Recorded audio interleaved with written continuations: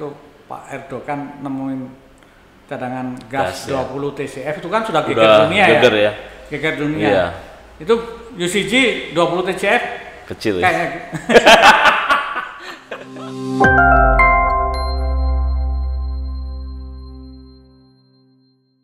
Assalamualaikum warahmatullahi wabarakatuh. Terima kasih, selamat bergabung dalam Tekmira on YouTube dalam rangka sharing knowledge terkait dengan pengembangan teknologi underground coal gasification atau UCG. Dalam hal ini kita sudah di depan kita sudah hadir narasumber peneliti Pak Dr. Miftahul Huda. Beliau adalah peneliti media di Pusditbang Teknologi Mineral dan Batubara, Badan Litbang ESDM di Kementerian Energi Sumber Daya Mineral. Selamat datang Pak Huda. Selamat pagi Pak Sep. Ya. Sekilas terkait profil Pak Huda akan kami tampilkan.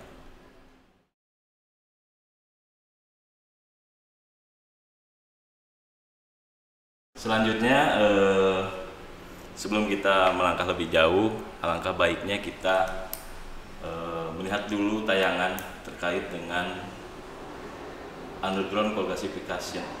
Coal gasification ini supaya ada gambaran bagi kita semua.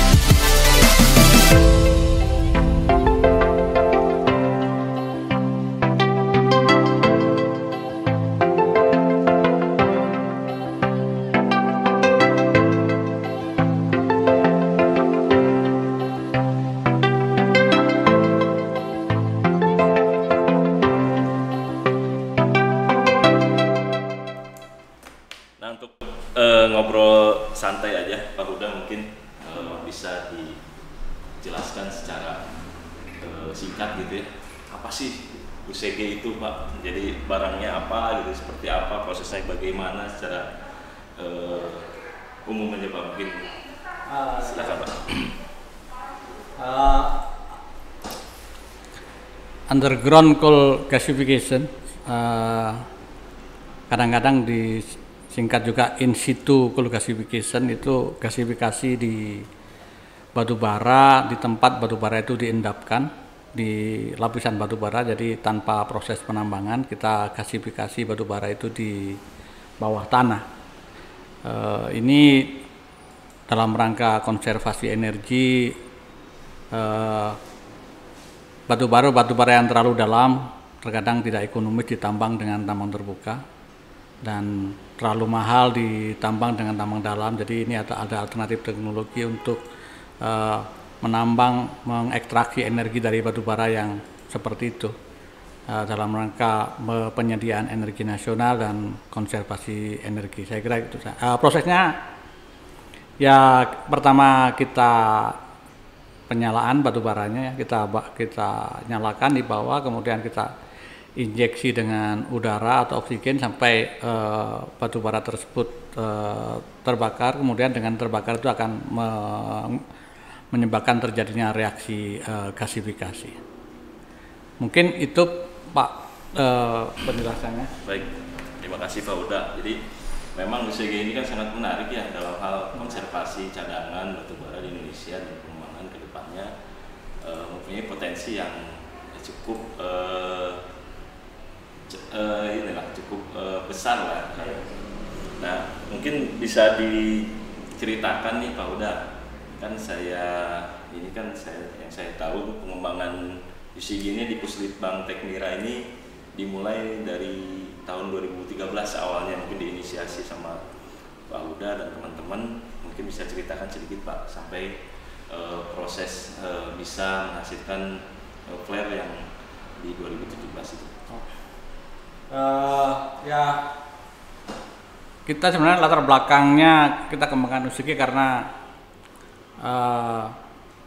ke depan itu gas kita sudah mulai menurun. Kita ada gas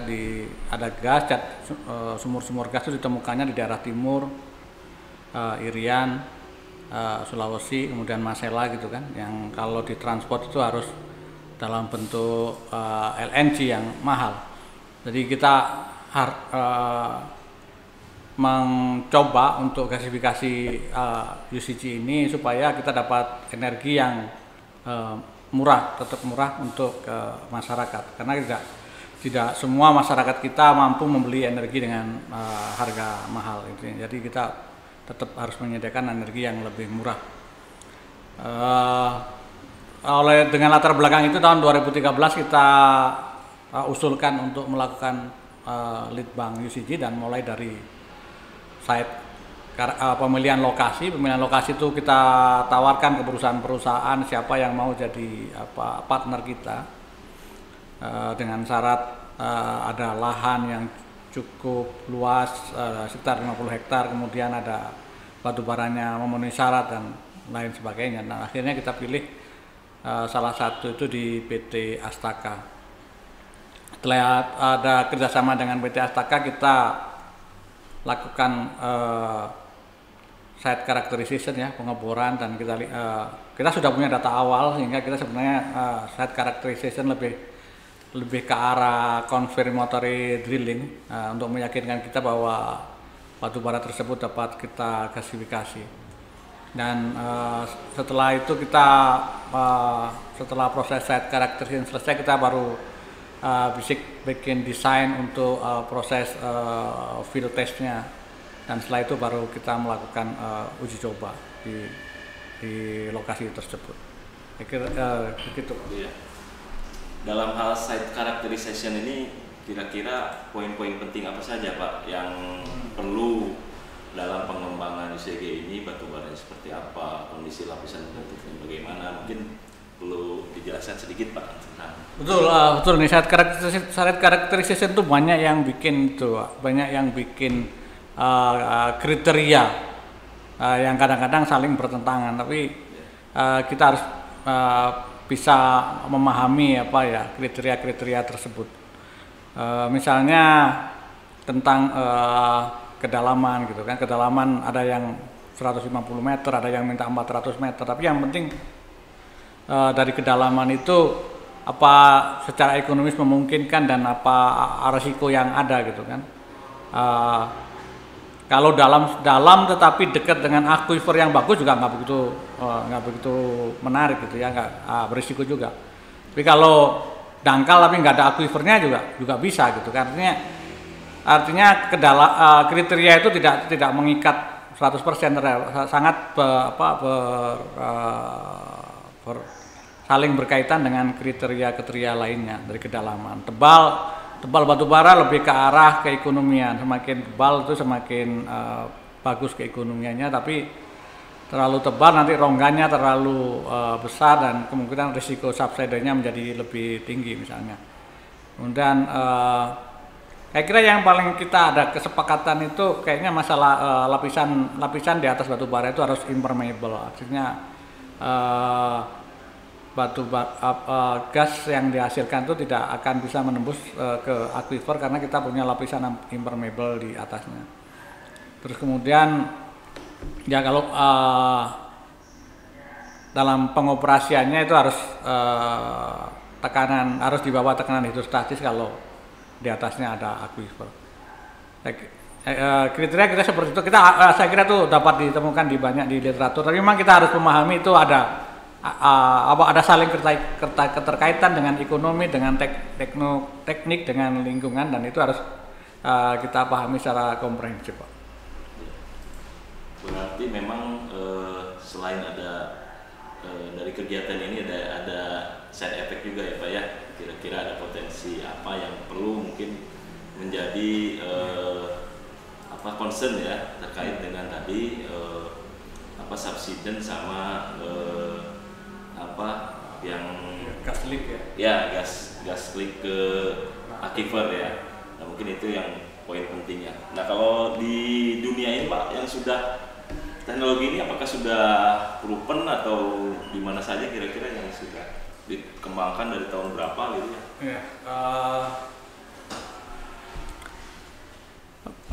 UCG ini berkembang di Soviet dulu ya, tahun 50-an itu mereka sudah mengembangkan UCG, tapi itu walaupun skalanya besar tapi masih banyak yang pionir, jadi tidak semua pengalaman yang di Soviet itu dapat kita terapkan di Indonesia karena banyak tes-tes selanjutnya untuk pengembangan teknologi, misalnya tes-tes yang dilakukan di Amerika, di Australia, di Kanada, Afrika Selatan. Itu banyak pengetahuan yang kita ambil dari tes-tes itu, kita bisa mengembangkan teknologi dan bisa mengembangkan pengoperasian UCG dengan lebih baik. Kalau sampai sekarang masih yang beroperasi masih di Uzbekistan Pak, tapi bukan berarti yang lain itu tidak siap, tapi kayak pengembangan teknologi di Amerika, di Australia, di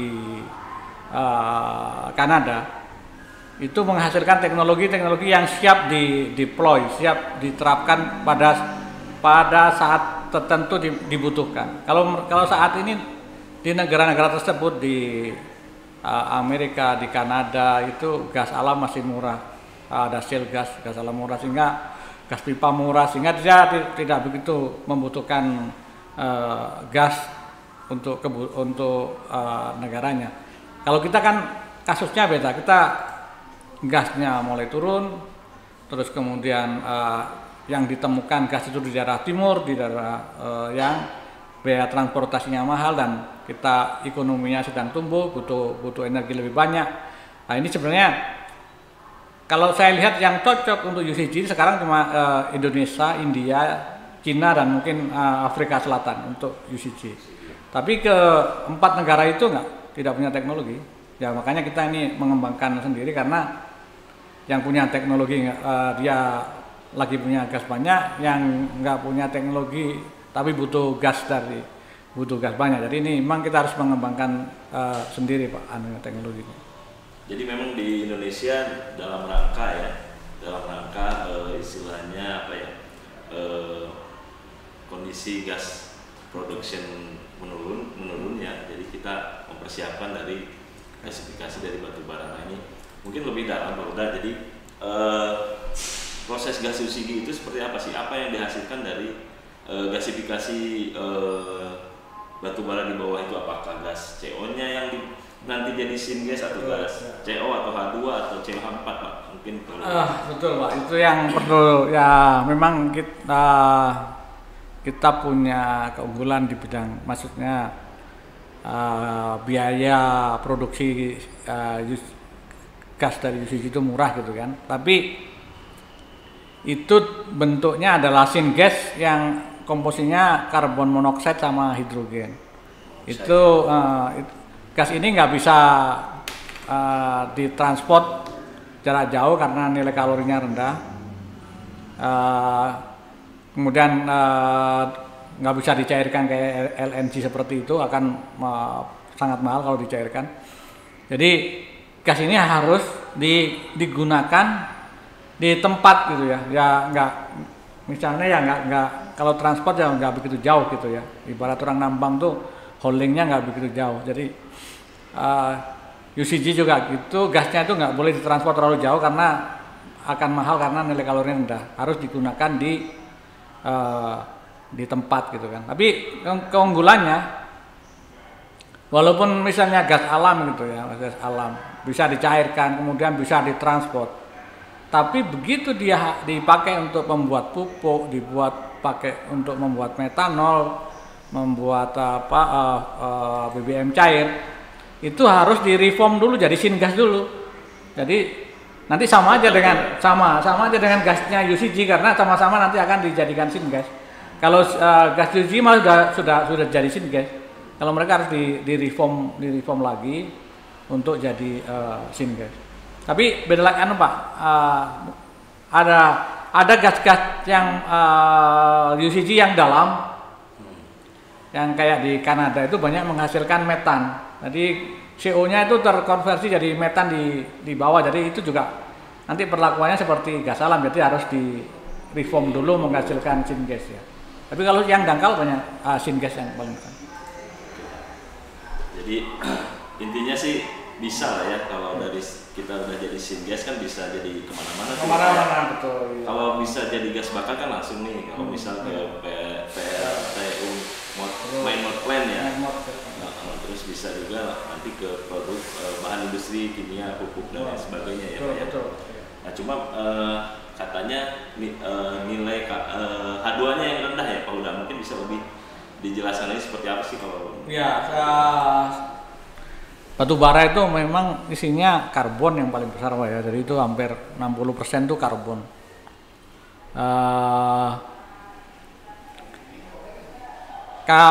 Di metan, gas alam itu juga nggak ada hidrogennya, sama sebenarnya nggak ada hidrogennya. Semua itu nanti akan dikonversi di namanya shift reaktor ya. Shift reaktor itu gas direaksikan dengan air untuk menghasilkan bukan air, steam ya, steam panas dengan katalis untuk menghasilkan hidrogen. Jadi di situ ada proses penyesuaian rasio antara CO dan gas karbon monoksida dan hidrogen.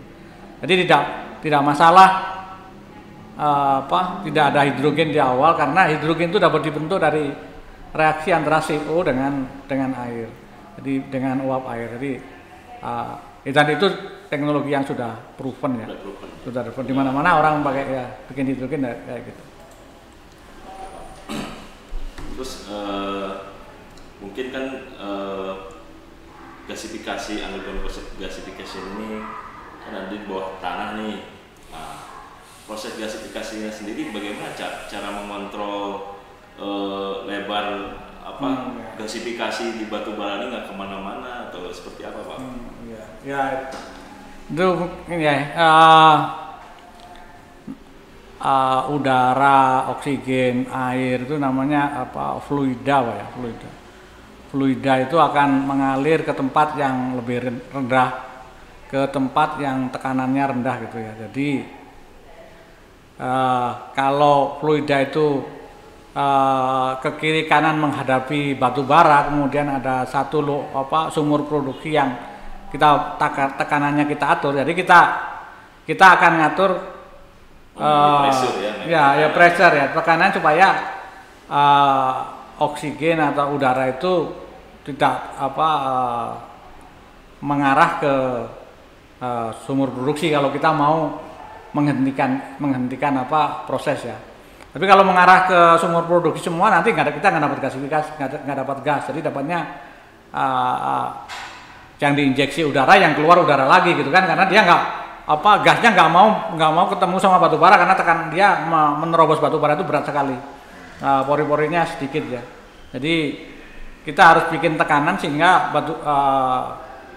udara atau oksigen itu bereaksi dengan batu bara dan kemudian gasnya keluar lewat sumur produksi. Dan itu nanti ya ini salah satu kelemahan dari UCG itu, nanti gasnya kualitasnya menurun, Pak.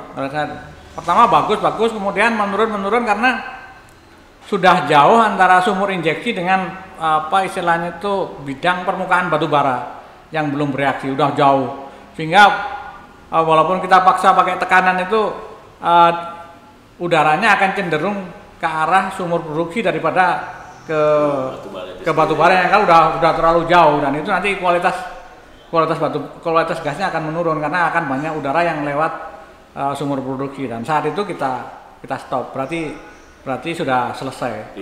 Pindah titik sumur produksi, sumur injeksi ya gitu. Jadi kontrolnya gitu, begitu kualitasnya turun berarti gasnya udah tembus lah ya. Ya, rongganya udah terlalu lebar gitu ya. Nah, udah tembus ya, udah nggak bisa ditingkatkan lagi gitu, Pak.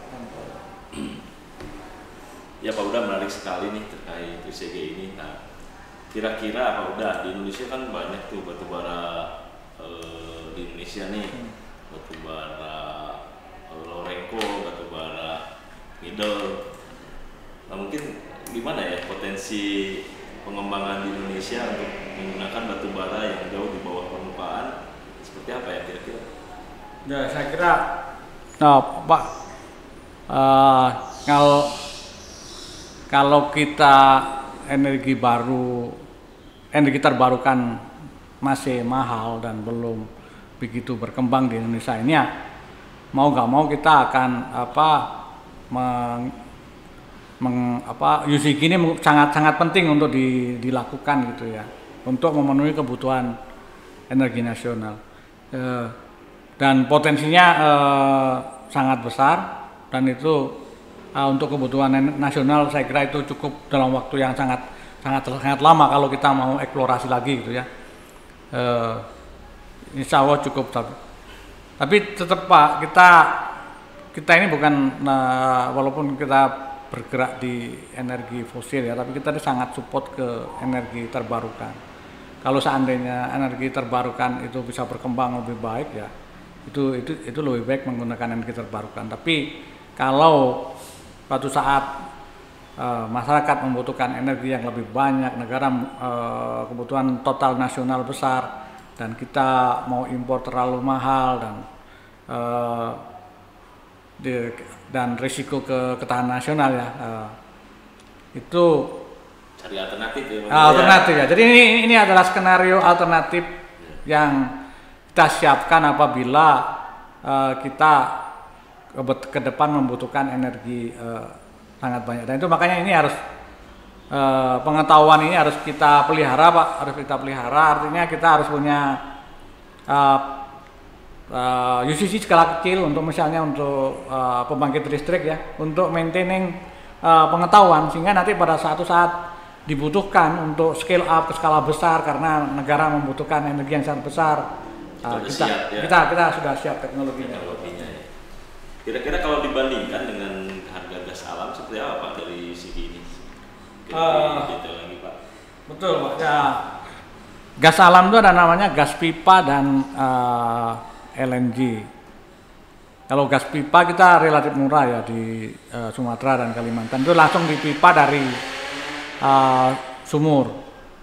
Ini murah, jadi memang kita berat kalau bersaing dengan gas alam. Tapi masalahnya gas alam yang gas pipa itu sekarang turun drastis, dan di 2027 itu yang biasanya kita dapat di Jawa, dari Jawa Timur atau di sekitar Jawa itu sudah nggak ada. Sumatera turun drastis, Kalimantan Timur turun drastis. Jadi gas pipa itu hampir turun drastis, dan kita hanya mengandalkan LNG. Nah, kalau LNG itu Pak, kita gas pipa ditambah proses pencairan. Gas pipanya katakanlah harga $4 per MMBTU, itu proses pencairan antara 2 sampai $3 per MMBTU. Kemudian dari cair kemudian nyampe di lokasi itu harus dibuat gas dulu, regasifikasi. ditambah dengan margin daripada pedagangnya dan lain-lain, pajak dan lain-lain. 9 ada ya? Ya, 8 sampai 9. Ya. Tapi kemarin ada berita di koran, Pak, pemerintah akan membebaskan biaya pajak impor LNG, Pak.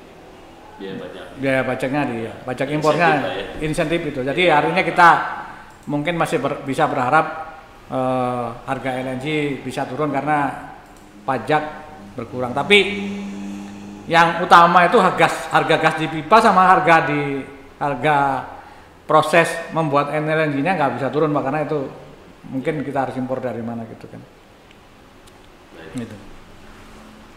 Sangat menarik sekali, Pak. Ya memang ini salah satu energi alternatif ya dari energi fosil. Tapi kita juga support sih ke energi baru terbarukan dan mudah-mudahan sih berhasil ya, Pak Uda ya. Supaya ketahanan energi kita tetap terjaga. Nah, ini salah satu alternatif kalau misalnya tersendat di energi baru terbarukan. Nah, kita sudah prepare di energi fosil kita yang memang secara cadangan sumber daya cukup banyak ya, Pak Uda. Cukup banyak. Dan itu faktanya di kita memang sampai saat ini di bauran energi sampai 2030 juga masih bauran energi dari energi fosil ini, terutama di batu bara masih sekitar 25%, nggak 25-30 lah, 25%. Nah, kita juga ada kelebihan mungkin ya dari kegiatan eksploitasi batu bara secara OCG ini, yaitu tidak terlalu banyak merusak lahan permukaan ya, Pak Uda ya. Betul. Karena kan kita OCG ini kan ngebor aja ya, Pak Uda ya, nggak removal OP-nya nggak terlalu banyak, dan kita juga bisa konservasi cadangan atau batu bara yang memang nggak bisa ditambang secara konvensional ya. Jadi memang seperti itu kita nggak merubah bentang alam yang nggak ada lebih green lah ya, Pak Uda ya. Lebih green, karena kita nggak ada pemindahan tanah humus, nggak ada motong kayu hutan gitu ya, terlalu banyak gitu ya. Kita juga bisa istilahnya tumpang sari ya, di sekitar pipa kita itu bisa dibuat tanaman gitu kan. Masih bisa tumpang sari dengan pertanian, walaupun itu ya biasanya kalau suatu fasilitas pabrik itu nggak mau dia tumpang sari sama petani nanti awang takut ganggu gitu kan. Walau teorinya sih bisa. Jadi nanti akan ke impactnya ke hutan, ke pertanian nggak begitu besar, Pak. Kemudian ke masalah greennya itu, masalah emisi CO2-nya juga lebih rendah daripada kita harus nambang dan gasifikasi di permukaan. Dan ketika terus tadi yang belum saya jelaskan tentang harga tadi, memang harganya kalau impor LNG kan tadi kan 8, nah ya anggap aja 6 sampai 8 dolar per MMBTU. Kalau gini maksimal 4 bisa 4 dolar per MMBTU. Jadi ya kita bisa lebih murah, dan ini bisa cukup ini ya. Cukup ya murah ya. Harus impor energi ya. Karena nanti LNG kita kan banyak, Pak, pabrik pupuk, pabrik metanol itu semua menggunakan gas alam kan. Dan itu kalau harus impor akan sangat mahal. Harus impor, bayangin aja kita impor gas alam dari Mozambik bawa ke Kalimantan untuk bikin amoniak pupuk untuk kebun-kebun di Kalimantan gitu kan. Mending kita bikin gas di Kalimantan, kita bikin pupuk di Kalimantan untuk kebun-kebun di sana gitu kan. Jadi itu akan lebih green, lebih efisien gitu kan, dan lebih murah. Contohnya nanti harga pupuk juga bisa ditekan. Bisa ditekan ya. Karena pemerintah sekarang banyak subsidi juga ke pupuk. Oh gitu ya. Kemudian dari sisi ini, Pak Uda, dari sisi regulasi nih, seperti apa kira-kira pengembangan di sini? Apakah sudah ada regulasi yang mumpuni gitu untuk mengawal pengembangan di sini gitu, Pak? Kalau secara regulasi setingkat Perpres sudah ada, Pak ya. yang Perpres nomor Kepmen 1827 tentang UCG itu ada mulai dari site characterization sampai apa teknis gitu ya. Tapi tidak sedetail apa yang regulasi UCG yang ada di Kanada ya. Di UCG di Kanada itu bagaimana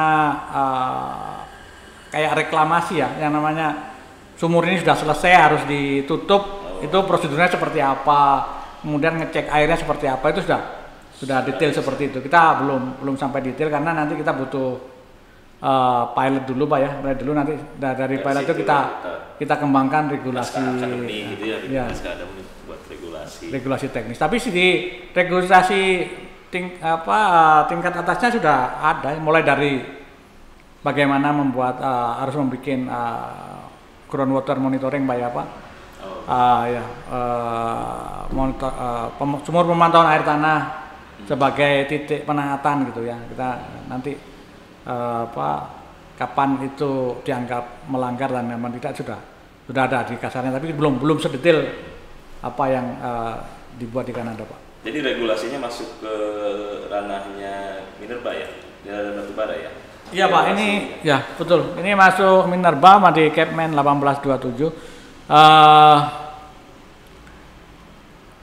Ya memang banyak yang, ya bukan banyak sih, ada yang bagaimana kalau masuk ke migas misalnya gitu kan. Tapi ini kan kita juga ingin konservasi ya, jadi konservasi dari tambang-tambang yang tambang existing itu mau gak mau kalau yang itu kan masuk di batu bara Pak ya, karena supaya kelanjutan dari proses penambangan kayak gitu ya. Karena batu baranya hilang ya Polda ya? Iya, karena batu baranya hilang. Apalagi kalau masuk migas nanti kemudian batu baranya hilang, nanti artinya terbakar, ya orang juga nggak bisa nambang lagi Pak ya. Beda dengan CBM. Kalau CBM gasnya aja yang diambil, batu baranya masih ada sehingga bisa batu baranya masuk Minerba, CBM-nya masuk migas Pak ya. Nah kalau sekarang ini kayaknya semua masuk Minerba kecuali nanti di misalnya piping Pak ya, itu standar pemipaan bisa mungkin pakai standarnya yang ada dari migas ya, gitu ya. Karena kita nggak punya standar di Minerba tentang pemipaan gas misalnya. Dan memang batu bara di Indonesia masih cukup banyak sekali ya, cuma memang karakteristiknya mulai dari batu baranya itu sendiri, dari material dan segala macam. Memang ada karakteristik tertentu yang perlu dipenuhi untuk sebagai batu bara yang bisa digasifikasi gitu ya Pak ya, kira-kira ya. Ya tadi ada site selection tadi Pak, sebenarnya nggak begitu ketat sih. Tapi kadang-kadang malah kita sebagai pemerintah nggak punya data itu gitu Pak. Kemarin tuh terima email dari pengembang UCG, dia bilang dia udah identifikasi di Sumatera Selatan tuh ada lahan tertentu gitu ya, yang sangat batu baranya sangat banyak, dan kalau dia hitung itu sekitar 10 TCF, 10 triliun kubik feet. Itu kemarin ya, kita dapat berita di Turki Pak ya kan, itu Pak Erdogan nemuin cadangan gas 20 TCF, itu kan sudah geger dunia ya. Geger dunia. Iya. Itu UCG 20 TCF kecil kayak asal kita ya. Konversinya berapa sih hitung-hitungannya Pak Uda? Kalau misalnya gas yang dihasilkan dari UCG ini, konversi batu baranya hitung-hitungan ini aja, hitung-hitungan simpel lah. Efisiensinya 60% Pak. Jadi kalau kita batu bara kita nilai kalorinya 5.000 ya, nanti gasnya kita dapat energi 3.000 kilokalori. 60% efisiensi ya. Ya gitu Pak. Ini kata mereka itu UCG itu permainan besar, big game gitu ya. Bukan. Nah, kalau begitu sukses itu akan banyak disrupsi ya, perubahan yang terkait energi ini. Jadi memang ini ke depan kalau ini bisa kita bisa punya proyek besar itu ada perubahan sistem harga kayak gitu-gitu yang akan terjadi disrupsi Pak. Ya, ya mudah-mudahan ada investor yang tertarik ya Pak Huda ya, terutama baik perusahaan dari luar negeri mungkin ya, maupun dari dalam negeri gitu yang untuk mengembangkan UCG ini. Memang kalau perbandingan gas dengan CBM yang dihasilkan lebih besar ya Pak Huda ya. Betul, kalau CBM itu kan cuma mengambil metannya Pak ya, dari total energi dari batu bara itu cuma 15%-an lah yang 15%. Perbandingan dari itu aja udah. Ya sudah. Kalau dengan ngebor yang sama UCG itu bisa 85%-nya udah ambil juga gitu kan ya. Dari 100% diambil sehingga energinya yang terekstraksi lebih banyak. Tapi kalau ada CBM potensial kita juga nggak apa-apa setelah CBM gitu ya. Ya, jadi berurutan ya CBM dulu gitu kan ya. Nanti UCG gitu ya, bisa nanti, saja sih memang urutan ininya ya. Enak nanti UCG-nya datanya udah ada gitu Pak ya. Iya. Karakteristik batu bara udah. Udah data logging udah enak udah. Bisa kalau itu memungkinkan CBM ada. Tapi sekarang kan dari 54 WK CBM itu kayak saya nggak punya data formalnya, tapi dari saya terima Excel dari seorang gitu kan, itu tinggal 9 yang masih aktif Pak. 9 aktif. Ya, yang 54 kurang 9 itu berapa? 45 ya. Yang 45 sudah terminasi. Udah terminasi. Terminasi 45. Sayang sekali Pak, itu kan datanya dari 45 perusahaan itu kan banyak tuh. Betul. Maksudnya bisa dipakai untuk sebagai cadangan nasional ya data-datanya itu kan. Nah, nanti penggunaannya apakah nanti pengembangan UCG atau apa bisa saja mungkin ya. Perlu ada ini juga sih. Dan masyarakat perlu tahu bahwa yang di daerah WKCBM itu memang ada kemungkinan nggak ekonomis CBM ya, karena mungkin gasnya kurang atau permeabilitasnya kurang ya. Tapi batu baranya ada Pak. Batu baranya yang pasti ada ya. Iya, batu baranya ada. Ya, pasti ada. Jadi sebenarnya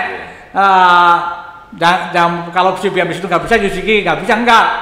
Batu baranya pasti ada dan itu pasti bisa digasifikasi gitu kan.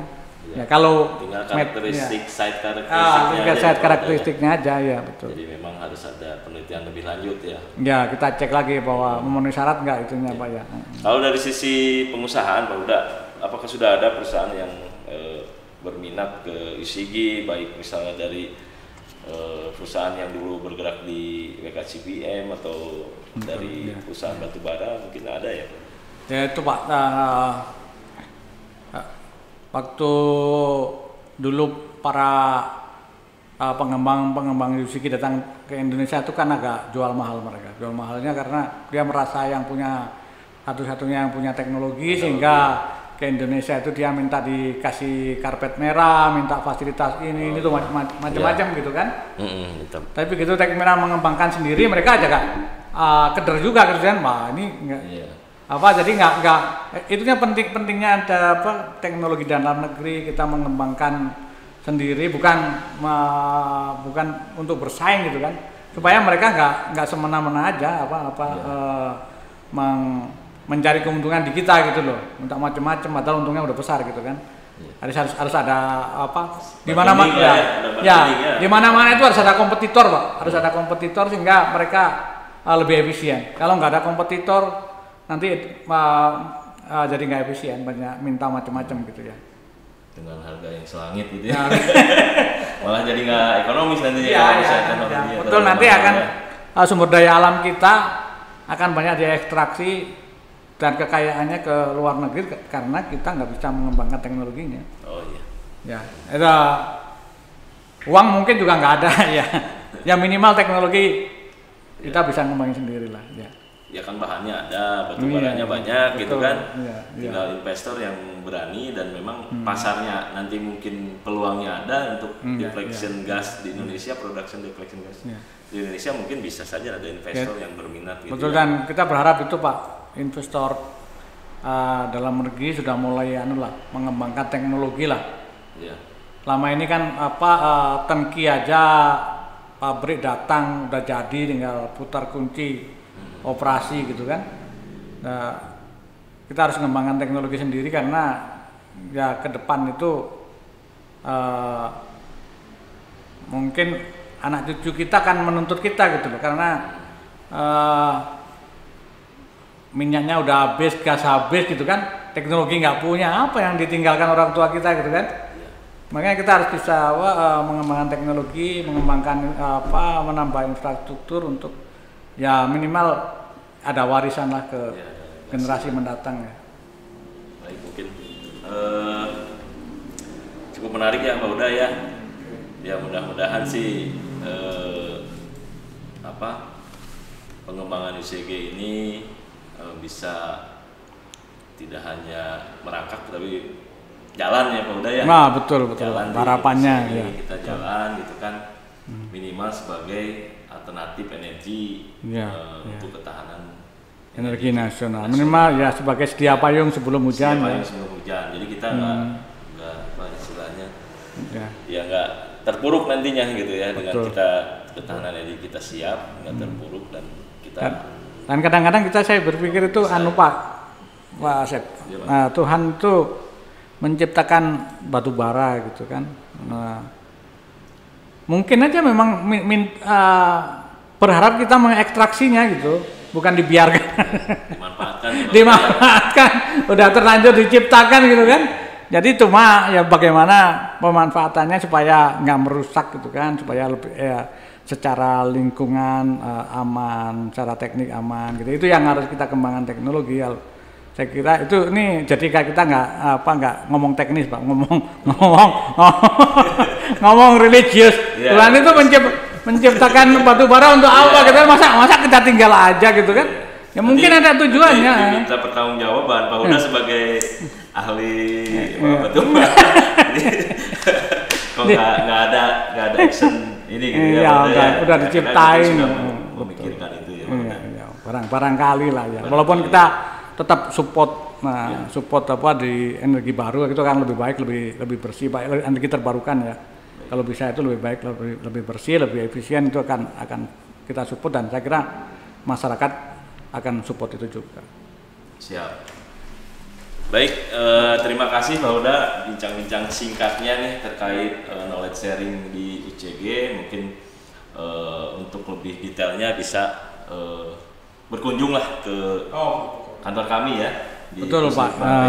Kita diskusi lebih dalam lah terkait pengembangan UCG ini dan mudah-mudahan bisa sebagai salah satu energi alternatif yang bisa dikembangkan di negara tercinta kita ini di Indonesia dan untuk sebagai solusi ya. Ya, saya nasional. Tambahin Pak ya kita itu kan sebagai ASN Pak ya dibayar oleh negara. Kita memang tugasnya mengembangkan itu dan kita kalau ada masyarakat, pengusaha datang ya untuk saling tukar informasi, kita terbuka lah, karena memang tugas kita itu menyebarkan pengetahuan ke masyarakat Pak ya. Baik Pak Huda, memang ya itulah kita dikasih ini sama negara mungkin ya untuk pengembangan ke depan gitu ya. Mungkin itu ya Pak Huda ya. Ya, terima kasih. Terima kasih atas atensinya. Mudah-mudahan knowledge sharing tentang UCG ini bermanfaat khususnya bagi para pengembang atau para investor yang mungkin berminat mengembangkan UCG Indonesia dan umumnya bagi kita semua di Indonesia bahwa di Indonesia ini ada salah satu energi alternatif ya yang bisa dikembangkan untuk bisa menyupport ketahanan energi nasional, yaitu dengan eksploitasi batubara dengan metode UCG ini Pak. Mungkin itu dari kami. Selamat bertemu lagi di acara Tekmira on YouTube lainnya. Terima kasih. Wabillahi taufiq wa hidayah. Wassalamualaikum warahmatullahi wabarakatuh.